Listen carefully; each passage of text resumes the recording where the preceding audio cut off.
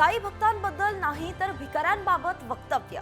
वादानंतर सुजय विखेंकडून सारवासारव, वक्तव्याचा विपर्यास केल्याचं राधाकृष्ण विखेंचंही स्पष्टीकरण।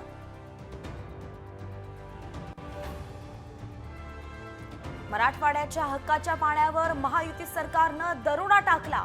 राजेश टोपेंचा आरोप, तर पाण्यासाठी लढा उभारण्याचा निर्धार।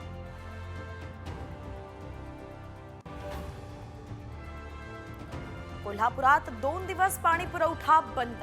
पाईपलाईन दुरुस्तीसाठी निर्णय, पाणी जपून वापरण्याचं आवाहन।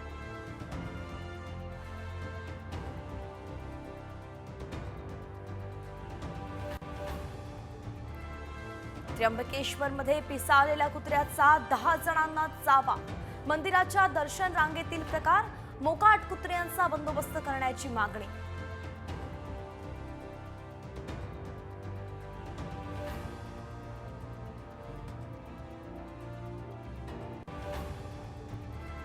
पुणे सातारा महामार्गाजवळच्या सारोळा सावरदरे या गावात कोयता गँगची दहशत। धारधार शस्त्र घेऊन फिरणारे चोर सीसीटीव्ही मध्ये कैद।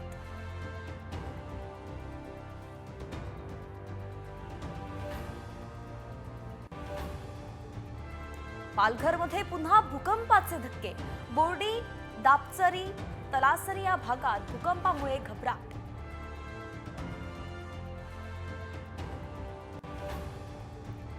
क्रिकेटच्या मैदानात 500च्या नोटांचा पाऊस। भिवंडीतल्या कोणगावातली घटना, व्हिडिओ सोशल मीडियावरती व्हायरल।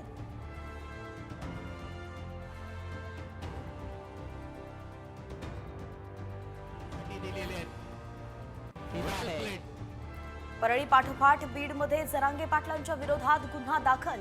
धनंजय मुंडेंसंदर्भातील वादग्रस्त वक्तव्य भोवण्याची शक्यता।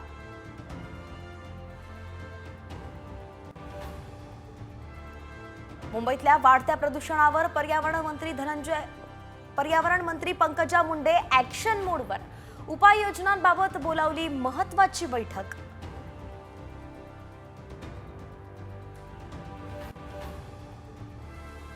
एकनाथ शिंदेंना तरुणाकडून जीवे मारण्याची धमकी।